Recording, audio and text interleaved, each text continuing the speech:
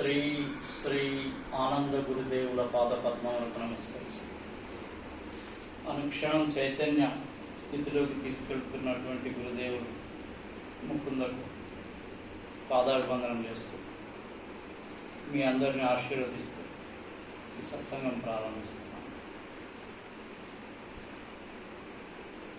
ఇది ఒక చిన్న సత్సంగం. ఎందుకంటే ఇది మేము ఆశ్రమంలో ఇచ్చే సత్సంగంలాగా కాకుండా మీకు జీవితంలో ఉపయోగపడే, మీ జీవితాలు సఫలం కావడం కోసం కొంత చర్చ చేస్తాను. అనునిత్యం సంఘర్షణతోటి జీవితం సాగించడం ముఖ్యమా, ఉన్న దాంట్లో సంతృప్తిగా బ్రతకడం ముఖ్యమా? ఎప్పుడైతే మనం సంతృప్తిగా ఉండలేమో జీవితంలో ఎంత సంపాదించినా దండగ, ఎన్ని కోట్లు సంపాదించినా కానీ ఇంకా కావాలి అనుకోవడం ఏదైతే ఉన్నదో అది చాలా బాధను కలిగిస్తూ ఉంటుంది. కొద్దిలోనే, కొంత సంపాదనలోనే నిజాయితీతోటి ఎవరిని బాధ పెట్టకుండా, మనం బాధపడకుండా ఆ డబ్బును సద్వినియోగం చేసుకుంటూ ఉంటే ఆ కుటుంబం చాలా సుఖంగా, శాంతిగా ఉంటుంది. మీరు అనుకుంటారేమో కోటీశ్వరులు ఎవ్వరు సంతృప్తిగా లేరు, ఎవ్వరు సంతోషంగా లేరు ప్రపంచం.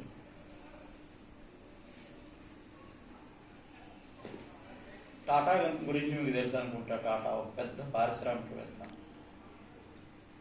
ఆయన పొద్దున్నే 4 గంటలకు లేచి స్నానం చేసి 5 గంటలకు పోయి ఆఫీసులో కూర్చుంటే రాత్రి 11 గంటలకు బయటకు వస్తాడు. మరి ఆయనకి సంతానం ఏమన్నా ఉందంటే సంతానం కూడా లేదు. మొత్తం కూడా తన జీవితం అంతా కూడా ఆ పరిశ్రమకే అంకితం చేశాడు. నేనేమంటా అంటే ఒక యంత్రంలాగా పనిచేయటం కాదు మనిషి. మనిషి అనేవాడు పుట్టిన తర్వాత సాధించుకోవాల్సింది ఒకటి ముఖ్యమైనటువంటి పని మనం ఈ భూమి మీదకి వచ్చినప్పుడు తీసుకొని వచ్చాం భగవంతుడి దగ్గర. ఏంటంటే మనం ప్రశాంతంగా జీవిస్తూ భగవద్ధ్యానం చేస్తూ ఆ పరమాత్మలో కలిసిపోవాలి. అసలు ముఖ్యమైన పాయింట్ ఇదే. మన జీవితం యొక్క పరమార్థమే ఇది. అసలు రిమైనింగ్ అంతా కూడా వ్యర్థమే. నువ్వు ఏదైనా సరే ఎన్ని కోట్లు సంపాదించినా సంతృప్తి లేకుండా జీవితం గడిపితే లాభం లేదు. మరి అదే రోజు భగవంతుడి యొక్క ధ్యానం చేస్తూ అంతా భగవంతుడు ఇచ్చింది, ఈ గురువు రూపంలో ఉన్నటువంటి భగవంతుడిని అనుకోండి, గురువు అనుకోండి, భగవంతుడు అనుకోండి, ఎవరైనా సరే. గురువుకి భగవంతుడికి రెండింటికి తేడా ఏంటంటే ఆ భగవంతుడిని చూపించేది గురువే మనం. కాబట్టి గురువుకి ప్రణామం చేయాలంటారు. మన భారతీయ సంస్కృతిలో మన ఋషులు పెట్టిన సాంప్రదాయంలో చెప్పేది ఏంటంటే గురువుకి అంత ప్రాముఖ్యత ఉంది. ఎందుకంటే ఆ భగవంతుడు అంటే ఎవరు, ఎట్లా, ఆయన యొక్క రూపం ఏంది, ఆయన యొక్క స్థితి ఏంది చెప్పేది ఆధ్యాత్మిక స్థితిలో గురువు. ఆ గురువే చూపించగలుగుతాడు మనకు అన్ని కూడా. మార్గం చూపించేది గురువు. కాబట్టి మొట్టమొదటి గురువుకి ధ్యానం చేయాలి. ఆ తర్వాత ఆయన చూపించిన మార్గంలో పోతే భగవంతుని యొక్క రూపం. ఏం రూపము? భగవంతునికి అరూపం. అసలు భగవంతునికి రూపం అనేది లేదు. భగవంతునికి రూపం లేదు, నామము లేదు. భగవంతుడు అంటే శబ్దము, ప్రకాశం. ఈ శబ్ద ప్రకాశము ఎప్పుడైతే ఈ శబ్దాన్ని లోపల నుంచి చూసి ఆ విని దాని నుంచి పైకి పోయి అక్కడ ప్రకాశాన్ని చూసేదే, ఆ ప్రకాశమే భగవంతుడు. మీరు ఎవరినన్నా చూడండి, ప్రపంచంలో ఏ గురువు, ఏ మహాత్ముడైనా సరే, ఏ ప్రపంచంలో వచ్చినటువంటి జీసస్ క్రైస్ట్ కానీ, లేకపోతే మహమ్మద్ కానీ, లేకపోతే బుద్ధుడు కానీ, మహావీరుడు కానీ, జరాతుష్ట్రా కానీ, టిబెట్లో ఉన్నటువంటి యోగి పుంగవులు కానీ, భారతదేశంలో వెలిసినటువంటి గొప్ప గొప్ప మహాత్ములు కానీ, వీళ్ళు లోపల ప్రకాశాన్ని చూడనిది ఎవ్వరూ లేరు. ప్రకాశము, శబ్దం, ఈ రెండిటితోటే ప్రపంచం ఏర్పడింది. శబ్దసే. ఇప్పుడు చూడండి, శివుడిని మనం ఎందుకు ఆరాధిస్తాం? డమరుక. శివుడి దగ్గర ఢమరుక ఉంటుంది. ఆ ఢమరుక వాయిస్తే ఏందన్నట్టు దాని అర్థం అసలు ఆ శబ్దం నుంచే మొత్తం ప్రపంచంలో ఉండేటువంటి భాషలు పుట్టినాయి. ఆ శబ్దంతో ఈ ప్రపంచం ఏర్పడ్డది. భగవంతుడి యొక్క శబ్దం యొక్క స్థితి, శబ్దం ఏదైతే ఉందో ఈ ప్రపంచాన్ని ఏర్పరిచింది. ఇప్పుడు ఈ మధ్య సైంటిస్టులు కూడా చెప్తున్నారు బిగ్ బ్యాంగ్ థియరీ. మీరు ఎవరైనా చదువుకున్న వాళ్ళు ఉంటే, బిగ్ బ్యాంగ్ థియరీ గురించి తెలిసిన వాళ్ళు ఉంటే వాళ్ళకి అర్థం అవుతుంది. ఈరోజు శాస్త్రవేత్తలు ఏం చెప్తున్నారు, పెద్ద శబ్దం వలన విస్ఫోటనం అయిపోయి కొన్ని వేల సంవత్సరాలు, కోట్ల సంవత్సరాల క్రితం ఈ భూమి ఏర్పడింది అని నిర్ణయం చేశారు. అంటున్నా, శబ్దం లేనిది ఏం లేదు, ప్రకాశం లేనిది కూడా ఏం లేదు. మీరు ధ్యానం చేస్తే ప్రకాశం ఇక్కడ వస్తుందని చెప్తా మీకు ప్రతిసారి. చూసినోళ్ళు ధన్యులు, వినేవాళ్ళు ధన్యులే. ఎప్పుడైతే వినగలుగుతారో, చూడగలుగుతారో వాళ్ళకి భగవంతుని యొక్క ఎంట్రన్స్ దొరికినట్టే. ఎప్పుడు అవుతుంది అది? ఎప్పుడు దొరుకుతుంది ఆ స్థితి? గురువు మీద అచంచలమైన విశ్వాసం ఉన్నప్పుడు. రెండోది, తూచా తప్పకుండా గురువు చెప్పింది ఫాలో అయినప్పుడు అవుతుంది. గురువు చెప్తాడు, నిజం మాట్లాడండి, అబద్ధాలు చెప్పొద్దు. అది చేసి చూడండి. ఒక 6 నెలలు మీరు నిజాలు మాట్లాడండి, అస్సలు ఏం అబద్ధాలు ఆడకండి. గురువు చెప్తాడు, మద్యము మాంసం తీసుకోకూడదా? రాధాస్వామిలో వచ్చిన తర్వాత ఏం చెప్తాడు గురువు? మాంసం, మద్యం ఈ 2 తీసుకోవద్దు అని చెప్తాడు. మినిమం రిక్విజిట్స్ ఇవి ఏంటి అంటే, అతి మనకి కనీసంగా ఉండాల్సినటువంటి పద్ధతులు రాధాస్వామిలో. దొంగతనం చేయొద్దు, వ్యభిచారం చేయొద్దు,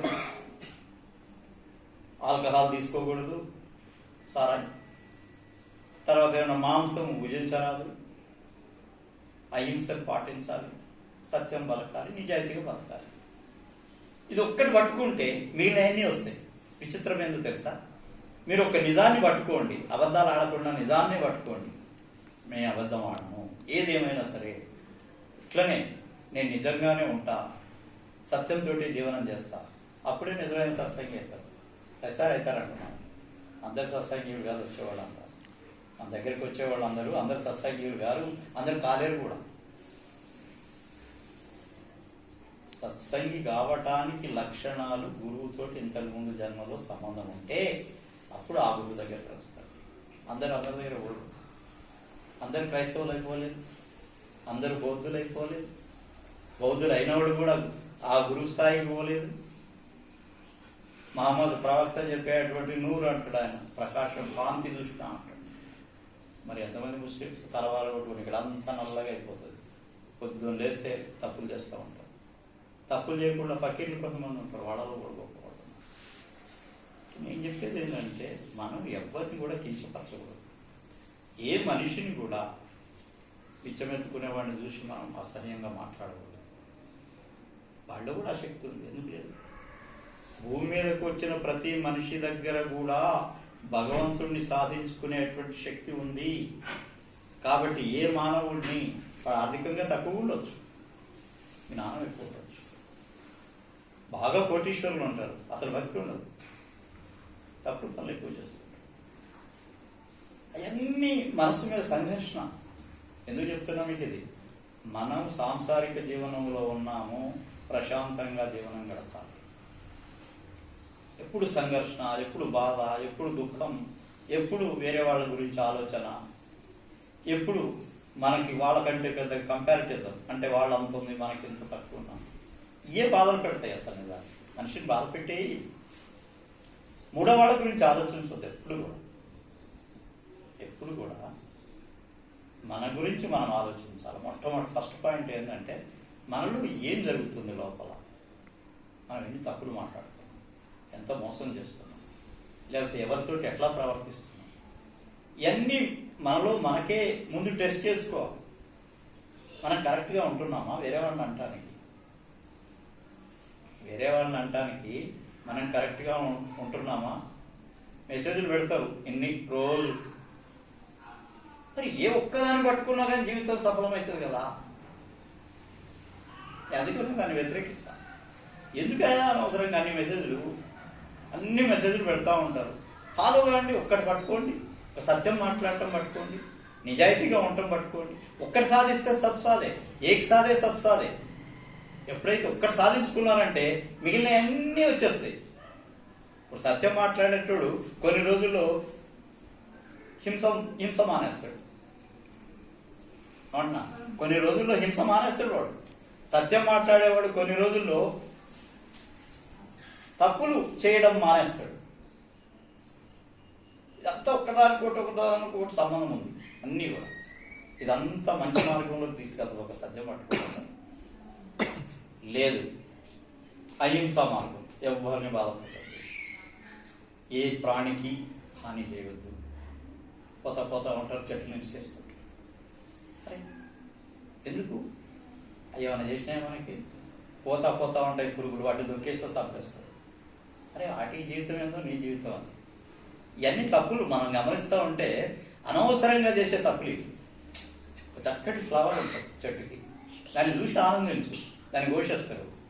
లేకపోతే చెట్లు విడిసేస్తూ ఉంటారు, ఇవేం పని ఉండదు. చెట్లు ఆకులు వాటి అన్నింటినీ కూడా ఏం చేస్తూ ఉంటారు, పీకేస్తూ ఉంటారు, ఆకులు లాగేస్తూ ఉంటారు.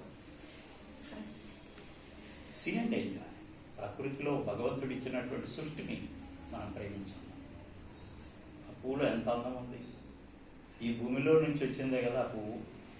ఇన్ని రకాల పువ్వులను సృష్టించాడు భగవంతుడు, ఇన్ని రకాల చెట్లను సృష్టించాడు, ఇన్ని రకాల మనుషులను సృష్టించాడు, ఇన్ని రకాల జీవరాశులను సృష్టించాడు. ఒకదానితో ఒక పోలిక లేదు. ఇది విచిత్రం. అన్నావా? ఈవెన్ దో ఒక ఇసుక రేణువుకి మరొక ఇసుక రేణువుకి నువ్వు మైక్రోస్కోప్ కింద పెట్టి చూసినట్లయితే there is a subtle difference between these two. కొద్దిగా తేడా అయినా ఉంటుంది. ఈ సృష్టి అంత గొప్పది. ఏది ఆఖరికి నిర్జీవ సజీవులు వేటిని తీసుకున్నా కానీ మీరు ఈ సృష్టిని కనుక గమనిస్తే ఇది భిన్నంగానే ఉంటుంది. ఏ దాంట్లో కూడా సమానత లేదు, అన్నీ భిన్నంగానే ఉంటాయి. భగవంతుని యొక్క సృష్టి ఎంత గొప్పది. ఆ సృష్టిని ప్రేమించాలా, ఆ సృష్టి చేసిన భగవంతుడిని ప్రేమించాలా. నిజంగా మీరు కొన్ని రోజుల్లో కొంచెం ఆలోచన చేయండి. నేను చెప్పేది కొన్ని రోజులు కనుక ప్రాక్టీస్లో పెట్టగలిగితే ఒక్క విషయం ఏదైనా సరే, నిజాయితీ, వ్యాపారం చేసేవాడు నిజాయితీగా, ఎవరిని మోసం చేయడు, నిజాయితీగా. దానివల్ల ఏమైతే డబ్బు తక్కువ రావచ్చు, శాంతి ఉంటుంది జీవితంలో శాంతి రావాలంటే మనం తినేటువంటి తిండి మీద చాలా ప్రభావం ఉంటుంది. జైసా కాయా వైసా మన్ హో జాతా. ఏ రకమైనటువంటి ఆహార పదార్థాన్ని తింటావో ఆ రకమైనటువంటి మనసు తయారవుతుంది. జైసా ఖ్యాల్ వైసా హాల్. ఏ విధంగా ఆలోచిస్తావో నీ పరిస్థితి కూడా అట్లనే తయారవుతుంది. జైసా కర్ని వైసా భర్ని ఏమంటారు? నువ్వు ఏదో పనులు చేస్తావో దాని యొక్క కర్మను కూడా అట్లనే అనుభవించాల్సి వస్తుంది. ఇవన్నీ రాధాస్వామిలో చెప్తాను. ఇవన్నీ రాధాస్వామిలో చెప్పే మాటలే, సత్సంగంలో చెప్పే మాటలే, కానీ ఫాలో అయ్యేది అంతమంది. మనం ఒకవేళ కనుక సాత్వికమైనటువంటి భోజనం కనుక తీసుకున్నట్లయితే మనసు చాలా ప్రశాంతంగా ఉంటుంది. మనం గనక నిజాయితీ గనక జీవనం గడిపితే, ఏం ఆశపడకుండా గనక ఉంటే భగవంతుడే ఇస్తాడు. ఇచ్చేదాన్ని ఎవరు ఆపరు, పోయేదాన్ని ఎవరు పట్టుకోలేరు. అంటున్నా, ఇచ్చేదాన్ని ఎవరు ఆపలేరు, పోయేదాన్ని ఎవడు పట్టుకోలేడు. అంత పెద్దవాడు కూడా పోయేది ఉంటే అది పోతానే ఉంటుంది, అది అంత ఆగదు. అది ఏదో పరిస్థితి వస్తుంది, వెళ్ళిపోతుంది. అందుకని ఈ ధనం మీద పూర్తిగా నమ్మకం పెట్టుకొని జీవిస్తే ఆఖరికి మిగిలేదు బాధ. ధనం ఎప్పుడో వెళ్ళిపోతుంది. అది చంచల్. లక్ష్మిని ఏమంటారు? చంచలమైనది అంట. ఒక దగ్గర నుంచి ఒక దగ్గరికి వెళ్ళిపోతానే ఉంటుంది. మీరు సరిగ్గా సద్వినియోగం చేసుకొని సరిగ్గా ఉంచితే, నిజాయితీగా ఉంటే అది ఇంట్లో 4 కాలాలు ఉంటుంది, అది వెళ్ళిపోతుంది. మనకు భగవంతుని తెలియకుండా, ఈ ప్రకృతి తెలియకుండా, లేకపోతే ఈ పంచభూతాలకు తెలవకుండా మనం ఏది కూడా చేయలేదు. ఏదో గుర్తుపెట్టుకోండి. మీరు చేసే ప్రతి పని రికార్డ్ అయిపోతా ఉంటుంది. మీరు చేసే ప్రతి పని రికార్డ్ అయిపోతుంటుంది. మీరు అనుకుంటారు ఎవరికి తెలవదు, నేను వంటరి రూమ్లో ఉన్నా నేను ఏదైనా ఆలోచిస్తా, లేకపోతే ఎవరినైనా తిడతా అనుకుంటావు అనుకో, లేకపోతే ఏమైనా చేస్తా అనుకుంటావు అనుకో, అది రికార్డు కాదనుకుంటున్నారా? రికార్డ్ అయిపోతుంది. ఇంకోటి కూడా, మీరు మీ ఆలోచన ఏదైతే ఉన్నదో, ఈ ఆలోచన పరుషంగా మాట్లాడటం, ఎవరన్నా తిట్టడం, కొట్టడం, ఇవన్నీ జరుగుతాయి కదా, ఇవన్నీ కూడా ఆకాశంలోకి వెళ్ళిపోతాయి. అసలు కర్మ అంటే ఏందో మీకు చెప్తున్నాను. కర్మ ఏంటి అసలు?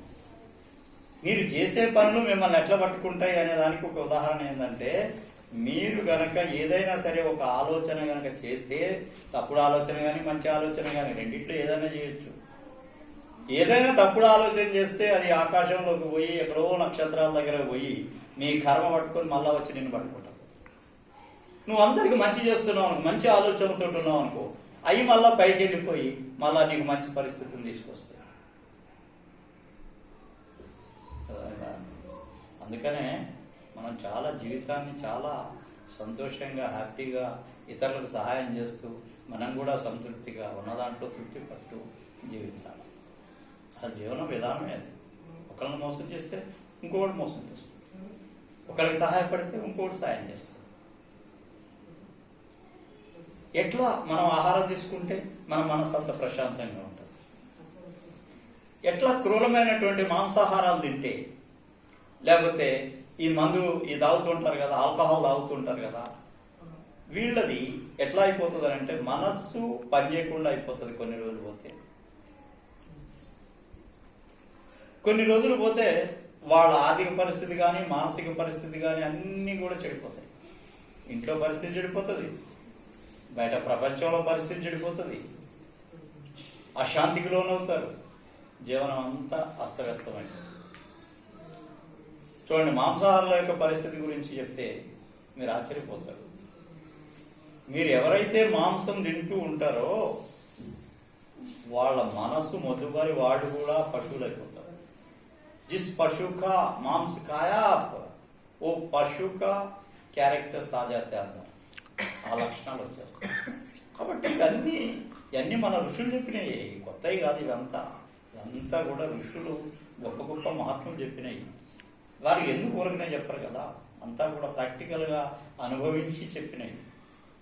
కాబట్టి మనం సంసారులం కాబట్టి, మనం సన్యాసులం కాదు, సంసారులం. ఇటు సంసారంలో జీవితం బాగుండాలా, అటు పరమార్థాన్ని సాధించుకోవాలి. నేను చెప్తున్నా, సంసారం బాగుండాలి, పరమార్థం సాధించాలి. పరమార్థం సాధించాలి అని అంటే గురువుని పట్టుకోవాలి.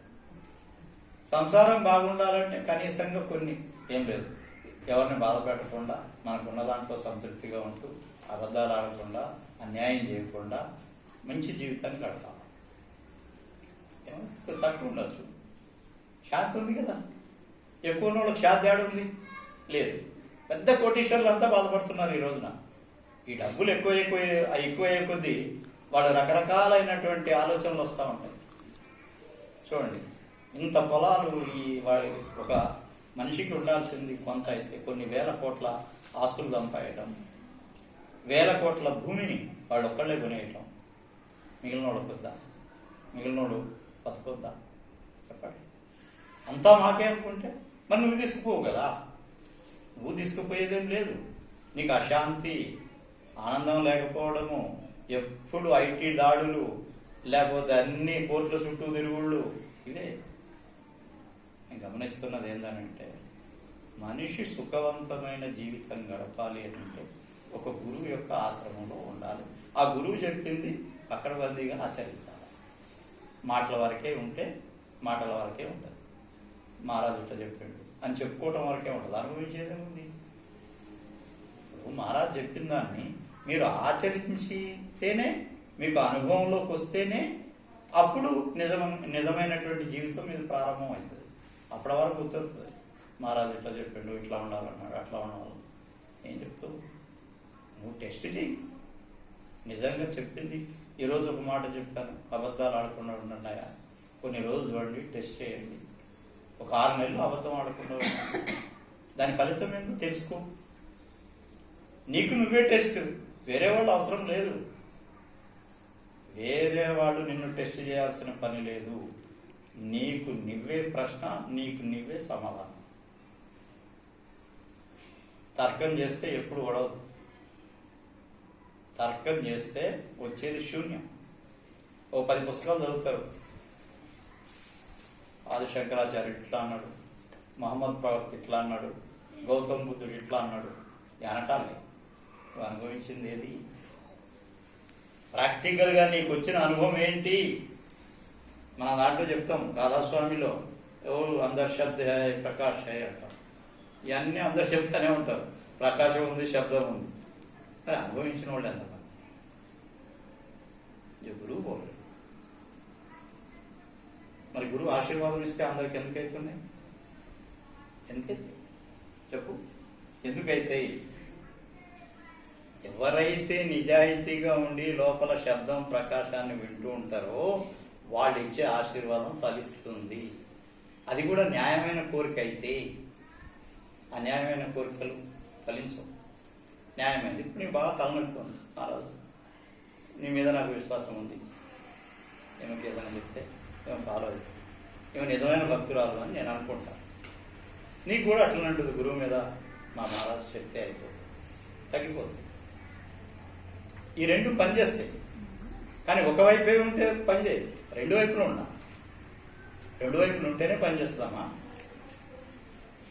చాలామంది మనకి ఫోన్లు చేస్తారు, చెప్తానే ఉంటారు, అది వేరే సంగతి. అంటే గురువు నిస్వార్థంగా పనిచేసినప్పుడు నిజమైన మా ఆనందరావు మహారాజు కానీ, ముకుందరెడ్డి మహారాజు కానీ వీళ్ళందరూ ఏది ఆశించలేదు. ఏమో ఆశ్రమాల కోసం తీసుకుని ఉండొచ్చు పైసలు అంతే. కానీ తన పర్సనల్గా తన ఖర్చుల కోసం ఒక సత్సంగి దగ్గర నుంచి తీసుకోవడం అనేది ఎక్కడా లేదు. నేను దాన్ని ఆమోదించు. మీ దగ్గర ఆయన ఇచ్చాడు ఏదో, దీన్ని దేనికి ఉపయోగిస్తాను తెలుసా? నా రవాణా ఖర్చులు. ఇప్పుడు మనం సత్సంగానికి వచ్చినప్పుడు కానీ ఇట్లాంటి వాటికి ఎవరైనా వస్తే వాళ్ళకు ఏమైనా ఆతిథ్యం ఇవ్వటం కానీ, లేకపోతే ఏదైనా చేయటం కానీ, నేను చెప్పిన అమ్మకు మొత్తం డబ్బులన్నీ ఏవైతే ఎవరైనా ఇచ్చిపోతే మనం వద్దానే చెప్తాం. మాకు అవసరం లేదు, మాకేం తక్కువ ఉంది, మాకు చాలా మంచి మంచి స్థాయిలో ఉన్నాం, మాకేం అవసరం లేదు. మేము ఇవన్నీ ఒక దగ్గర ఉంచి ఎప్పుడు ఎట్లా ఖర్చు పెట్టాలనో అట్లా ఖర్చు పెట్టేస్తున్నాం. ఒక్క పైసా కూడా మా సొంత జీవితానికి మేము ఉపయోగించాం. రాధాస్వామి సత్సంగంలో గురువుల యొక్క పరిస్థితి అదే.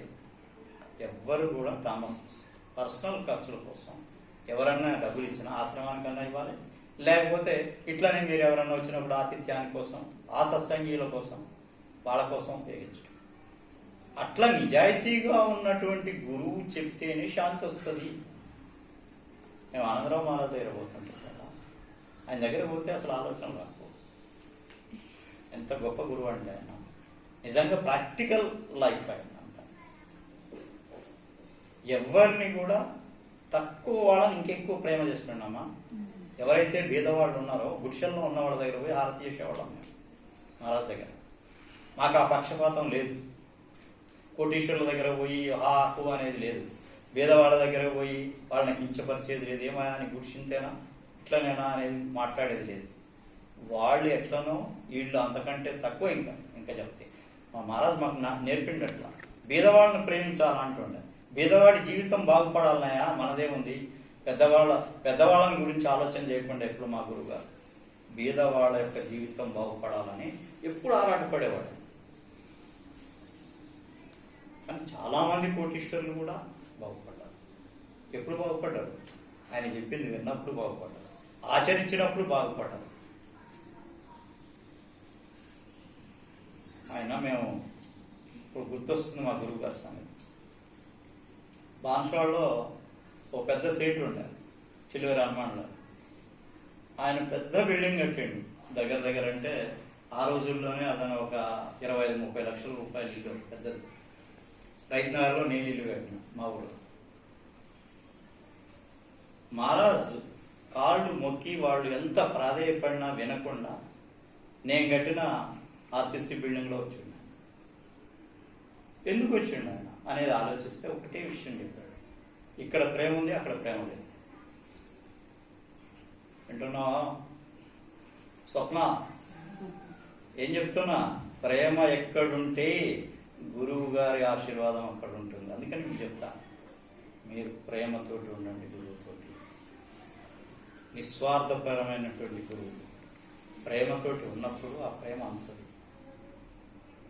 ఇప్పుడు అంత పెద్ద కోటీశ్వరుడు ఇంటికి పోలేదు, మన దగ్గరకు వచ్చి గృహప్రవేశం చేశాడు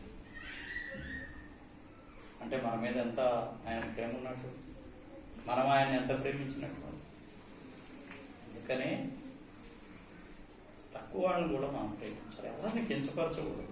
ఈ భూమి మీదకి వచ్చిన వాళ్ళు హంతకులు కూడా, వాల్మీకి లాంటి వాళ్ళు కూడా బాగుపడ్డారు, పెద్ద పెద్ద దొంగలు బాగుపడిపోయారు, మంచి సంత మహాత్ములు అయిపోయారు. మనం ఎందుకు వేరే వాళ్ళని కించపరచాలి, వాళ్ళని తక్కువ చేయాలి, వాళ్ళని దూషించాలి? ఎందుకు? కర్మ బాగలేదు, వాడు అట్లా ఉన్నాడు, రేపు బాగుపడతాడేమో చెప్పలేం కదా. ఒక గురువు దగ్గరికి ఒక దుర్మార్గుడైన వాడు వచ్చినా కానీ వాడి కర్మ బాగుంటేనే వస్తాడమ్మా, లేకపోతే రాడు. అర్థమైందా? వాడి కర్మ బాగుంటేనే వాడు గురువు దగ్గరికి రాగలుగుతాడు, లేకపోతే గురువు దగ్గరికి రాలేడు. వాడి కర్మ బాగుండి వాడు ఆశీర్వాదం తీసుకుంటే ఆ రోజు నుంచి జీవితమే మారిపోతుంది. నేను చూస్తున్నాం, నక్సలైట్లు కూడా మా దగ్గర మారిపోయిన వాళ్ళు ఉన్నారు, దొంగలు కూడా మారిపోయిన వాళ్ళు ఉన్నారు, కోర్టుల చుట్టూ హత్యలు చేసి తిరిగిన వాళ్ళు కూడా ఉన్నారు. మహారాజ్ దగ్గరికి వస్తుంది బాగుపడాలి అంటే మనం ఎవరిని కూడా కించపరచకూడదు, ఫస్ట్ పాయింట్. రెండోది ప్రాక్టికల్ జీవితం అనుభవించడం. చెప్పేదొకటి చేసేదొకటి చేస్తే మనమే నష్టపోతాం. మన దుఃఖానికి కారణం అదే ముఖ్యంగా. చెప్పేదొకటి చేసేదొకటి చేస్తే ఎప్పుడు దుఃఖమే. దుఃఖాన్ని నుంచి ఎవరు కూడా మనల్ని బయటపడేయలేదు. మనం ప్రశాంతంగా ఉండాలి, భగవద్ధ్యానం చేసుకోవాలి, ఇతరులకు సహాయం చేయకపోతే వేరే సంగతి, చేతైతే చేయి, లేకపోతే నమస్కారం. అంతేగాని వాళ్ళని కించపరచడం, లేకపోతే వాళ్ళని బాధించడం, వాళ్ళని వేధించడం ఇట్లాంటివి చేయదు. అనవసరంగా జీవులను చంపడం, అనవసరంగా చెట్ల పూలు తెంపేయడం, చెట్లను ఇది చేయడం, ఇది కూడా హత్యనే. వాటికి కూడా జీవం ఉంది, మొక్కలకు కూడా జీవం ఉంది, వాటికి కూడా సెన్సేషన్ ఉంది. చాలా మంది సైంటిస్టులు చెప్తారు కదా, భుజాన్ని గొడవలు వేసుకొని చెట్టు దగ్గర పోతే అది వణికిపోతుంది లోపల, దాని ప్రాణం కొట్టుకుంటుంటుంది ఇట్లా. అదే కనుక ప్రేమతోటి దాన్ని కౌగలించుకొని ప్రేమగా ముద్దాడేమనుకో, అది చాలా సంతోషపడుతుంది. మనం అనుకుంటాం చెట్లకు ప్రాణం లేదు, కాదు, ఉంది. దీన్ని రీసెర్చ్లో నిరూపించారు డాక్టర్ జగదీష్ చంద్రబోస్, నిరూపించారు. అందుకనే మనం చేయాల్సింది ఏంటంటే ప్రశాంతంగా జీవనం గడపాలి, సంఘర్షణ వద్దు, ఉన్నదాంట్లో తృప్తి. ఎంతవరకు ఉండాలంటే అతిగా మాట్లాడదు, ఇదొకటి పాయింట్ గుర్తుపెట్టుకోండి. ఎవరితోటి కూడా ఎక్కువగా మాట్లాడదు, అవసరం తగ్గట్టుగా మాట్లాడాలంటే. ఉచితంగా సలహాలు ఇవ్వటం, లేకపోతే ఎక్కువగా మాట్లాడటం, నీకేం తెలియదు నాకే తెలుసు అనుకోవడం, ఈ తప్పుడు విధానం. ఇవన్నీ వ్యర్థమైన విషయాలు. మనకు అవసరం ఉన్నంత వరకు మాట్లాడటం వల్ల, మనకు ఎంతవరకు అయితే అవసరం ఉందో అంతవరకే మాట్లాడటం వల్ల మన విలువ పెరుగుతుంది. ఎక్కువగా మాట్లాడటం వల్ల విలువ తగ్గిపోతుంది. విలువ తగ్గటానికి కారణం అతిగా మాట్లాడటం. అతిగా మాట్లాడేవాడు నిజాలు మాట్లాడే స్వప్న. అతిగా ఎక్కువ మాట్లాడతాడు చూడు, వాడు నిజాలు మాట్లాడడానికి మనసు ఒప్పుకోదు. మరి నిజాలు మాట్లాడేటోడు తక్కువనే మాట్లాడతాడు కదా, అనవసరంగా ఎందుకు మాట్లాడు కదా. కాబట్టి నిజాలు మాట్లాడాలి, నేర్చుకోవాలి, సత్యంతో ప్రయాణం చేయాలి. సత్సంగి అంటేనే సత్యంతో ప్రయాణం చేసేవాడు అర్థం. ఎంత టైం? 29 minutes. అయితే జీవనం ప్రశాంతంగా జరుపుకోవడము, నిజమైనటువంటి భక్తి కలిగి ఉండడము, నిజమైనటువంటి జీవనంలో సత్యంతో ప్రయాణం చేయటం,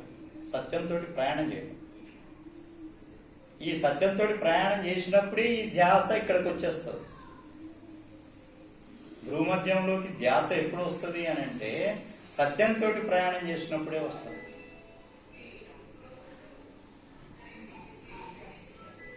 ఎక్కడైతే ఇక్కడ ఈ భూమధ్యంలోకి ఎప్పుడైతే మీరు ధ్యాసం తీసుకురాగలుగుతారో అప్పుడు మీ జీవనం పూర్తిగా మార్పు వస్తుంది. మీరు ఇవన్నీ లక్షణాలు వచ్చేస్తాయి. అతిగా మాట్లాడరు, వేరే వాళ్ళని గౌరవించకుండా ఉండరు, కించపరచరు ఎవరిని కూడా. ఎన్ని లక్షణాలన్నీ కూడా ఈ ధ్యాసం తీసుకొచ్చి ఇక్కడ భూమధ్యంలో నిలిపినప్పుడే ఆలోచనలు బంద్ అయిపోతాయి కదా. కేవలం అక్కడ గురువు కనపడతాడు, లేకపోతే భగవంతుడు, మీరు ఆరాధించే భగవంతుడే కనపడతాడు. కాబట్టి అక్కడ రెండో వాళ్ళకి ఛాన్స్ లేదు. అక్కడ రెండో వాళ్ళకి ఛాన్స్ లేదు. ఒకళ్ళకి జబ్ మై థా జబ్ తూ నహీ, జబ్ తూ హై మై నహీ. ఎప్పుడైతే భగవంతుడు కనుక ఇక్కడ పెట్టావంటే నువ్వు లేవు, అక్కడ ఓన్లీ భగవంతుడే ఉన్నాడు. ఎప్పుడైతే నువ్వు ఉన్నావో భగవంతుడు ఉన్నాడు. ఈ ఆలోచనలతో నువ్వు సతమతం అయ్యేటప్పుడు భగవంతుడు ఎట్లా ఎంటర్ అవుతాడు నీలో? భగవంతుడు లోపలికి మీలో ప్రవేశించాలంటే మీరు ఖాళీ కావాలి. ఖాళీ కావాలంటే ఏం చేయాలి? ఆలోచన లేనటువంటి స్థితి ఖాళీ కావాలి. ఈ స్థితి రావాలంటే జీవితంలో మీరు 10 తప్పులు చేసినప్పుడు అక్కడ ఖాళీ అవుతుందా? ఎప్పుడు ఆలోచనలు ఎందుకు వస్తుంటాయి? ఎక్కువ ఆలోచనలు ఎందుకు వస్తుంటాయి? చాలా పాత ఆలోచనలు ఎందుకు వస్తుంటాయి? ధ్యానంలో కూర్చుంటే అనేకమైన ఆలోచనలు నిలవాలి కదా, కిందికి పోతూ ఉంటుంది. ఎన్నో ఆలోచనలు వస్తాయి, అటు వస్తాయి, ఇటు వస్తాయి. దాన్ని స్థిరం చేయటం కేవలం సత్యంతో. జీవితంలో ప్రాక్టికల్గా ఉన్నప్పుడే స్థిరం అయితే, లేకపోతే రాదు. నువ్వు ఎంత ప్రయత్నం చేసినా కానీ రానేవాడు. కాబట్టి జీవనాన్ని సద్వినియోగం చేసుకోవాలి. భగవంతుడు ఇచ్చినటువంటి ఈ రూపాన్ని, ఈ జీవితాన్ని, దీన్ని సఫలం చేయాలి. ఈ లోపల ఉండేది వేరే ఉంటుంది, బయటది వేరే, లోపల వేరే. అది అన్ని గమనిస్తూనే ఉంటుంది నువ్వు చేసేటి అన్ని. దాని నుంచి తప్పించుకోలేవు. అంతరాత్మ అంటాం కదా, అదేం చేస్తుందంటే లోపల ఉంటుంది. అది నువ్వు తప్పులు చేస్తా కొద్దీ చెప్తానే ఉంటుంది నీకు. అది చెప్పకుండా ఉండే స్థితి ఉంటేనే నిలకడ ఉంటుంది. నువ్వు కరెక్ట్. ఈరోజు బాగుంది ధ్యానం, ఆలోచనలు ఏం రాలేదు, ప్రశాంతంగా అయిపోయింది ధ్యానం. అంటే కారణం ఏంటి? ఆ రోజు చాలా ఆనందంగా ఉండడానికి కారణం ఏంటి? నువ్వు ప్రశాంతంగా ఉన్నావు. నువ్వు నిజంగా గురువు దృష్టిలో, గురు ధ్యానంలో సరిగా ఉన్నట్లు లెక్క. భగవంతుడి దృష్టిలో లేకపోతే గురువు దృష్టిలో కరెక్ట్గా జీవితం గడిపినట్లు లెక్క. ఎవరిని దూషించినా కానీ